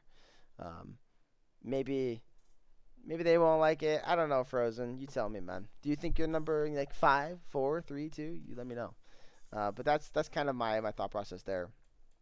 Moving into a Vancouver Impact Challengers and Soulless Endeavor, and Hidden Leaf. All 3 of them, they came in, they dominated, they had pretty decent goal leads. I mean, 5 to 10K early on in their games. I mean, they were definitely um, taking care of business. But kind of like last split, I'm gonna just stick to this since this is what I was doing last split. They are newer teams. I don't know enough about them. I need to see more. Uh, I need to be able to cast some of these series so I can watch them and then play more in depth because you're not seeing all the small increment things when you're just kind of reviewing a game a little bit before the show, or even sometimes if we don't get a chance to. Of course, I gotta review it live with you guys. Being honest, I'm always transparent. There's only so much time in the day for us. Um, but yeah, I do want to see some more. But I do think those three teams falling at Vancouver at 10, Solus at 9, and Hidden Leaf at 8. I think that's a fair and justified ranking as of right now. Um, but I do think that any of these three teams, as of right now, are certainly contenders in my book, and I think they can make a run. And I'm not saying that forfeit at 20 cannot. That's not what I'm saying. I'm just simply saying that these three teams to me are for sure like they've left an impact on me. So I want to see what they can do. And then we got Prime and a bucket John Betts. Now, I talked about for one, I talked about Group B, where is Bucket John Betts is being the group of life. I think that group is really, really strong. Because that group is really, really strong, I'm going to take more into account to look at Anthony's team and going, I think this team's legit. Like, I think this team is like really, really stacked and a real contender because that group is gonna be what is the word I'm looking for when you and I wish I had CLT for this. They're gonna be battle tested. That's what it is. They're gonna be battle tested. And so because of that, I really think that team that already looks good is only gonna get better. But yeah, so I kind of decided to put them at 6. Me and Titi also going back and forth. That's why I guess wish he was here and tell you his opinion because he didn't necessarily want Bucket John Betts at 6. I had to convince him. And then yeah, Prime at 7. I was tempted to put Prime lower only because of the roster change coming, but like it's not fair because you know they show what they show on tape, and I think their performance was very dominating on all five lanes. So they took care of business there in Group D. With that said, I'm going to show the top 5. Love it or hate it, guys. This is the current top 5, and I'm sure that I'm going to get a lot of hate in the comments. I always do. Someone's messaging me. Someone's doing something. But this is my top 5 right now. So I do believe that Instinct CK is number 1. Instinct's gonna love this, by the way. They're gonna love it. I know Don's gonna eat this up. I think they look super super strong into coin flip. A team that I think is also very very good, right? I know they're where they are on the power rankings, but don't let that fool you. I think coin flip's going to come out and show the rest of the league that they're legit still. Um, it was a bit of a battle between me and COT between Instinct and Happy Jellyfish. I think he wants Happy Jellyfish at 1. But I look at the level of competition. I think Happy Jellyfish, like, they have a current Scorch that is in the middle of a change. That is having not only a lane change or role swap. I mean, it has a also a whole new player on the roster. Whereas yes, coin flip did move some players around, but they are all still stuck together. So I think that matters to me a little bit. Um, Plus, uh, Happy Jellyfish is their first time together. Instinct is coming back with their full 5 men. So I ain't saying the Happy Jellyfish can't be number 1. I'm just saying that's my opinion as of right now. Okay, I think both teams are very very strong. Then you got Vibe Check, who's got the returning not only champion 2 time, but also the Finals MVP, Bori. So that guy, I mean, he's gonna be in the top 3, man. What do you want from me? All right, this team, it's got multiple winners. They've been there, they've done that. The only reason they're not higher, honestly, and they aren't like 1 or 2, it's just the fact that they did have role swaps too. Uh, Bori's playing jungle now, so I don't know. Maybe this team isn't as strong as they've been in the past, but they do look exciting. And then we got Femboys, who I did speak glowingly of at 4. Uh, I think they're like 100% legit from what I've seen. They have a very high ranked roster. I expect them to be making a lot of noise. And then last but not least, I got small brains. Small brains, they kind of hovered always around this, between the 4 and like 8, 9 spots last split, and I think that's more than likely where they'll hover again, but we'll see. I do think that this group is set up for them to have a lot of success. So if they don't, then that would be surprising. Um, but yeah, it's going to be a fun split, guys. And I know you're all not gonna love my power rankings, but let's keep it light in the chat. Let's try to be nice to me. I'm not perfect with this stuff. I do this for you guys. It's all really out of fun. That's it. I just like to remind people that. Um, so that's pretty much it. Um, I don't think I have anything else. I was trying to think if there's anything else to touch on before I got off, but I think we're good. So, thank you guys all for watching as always. I know CLT appreciates it. I 100% appreciate it. Sorry I haven't been involved in many casts so far. I honestly, for my sanity, cannot be doing as many as I've done in the past. Probably 2 to 3 a week, max for me. And I want to win, guys. I want to win. So I gotta put more time into my team too if I want to do that. Uh, so I hope people still come out and cast and help us out. We appreciate that a lot. It saves us a bit when we need it, and we'll do our best to keep up with the content. Um, and yeah, but I'm not doing the power rankings and stats this split. I think like as far as a separate episode, I think it's just gonna be the end of every recap. We will do the power rankings. Um, I'll try to spice it up more for you guys next week. Uh, we're gonna try to start doing it on Mondays, so that way we're ahead of the week and we both have more energy for this. But we'll see. But yeah, as of right now, it's on Wednesday still, so there might be some series already played, and if there is, sorry guys, but that's still not gonna change what I think about week 1, right? I'm not taking into account weeks 2 action, so yeah, thanks again, and we will see you guys sometime soon, I'm sure. Have a wonderful night. Have a wonderful week. Good luck to all the teams. And I'm looking forward to the flame in the comments. So, GG, boys. Peace out.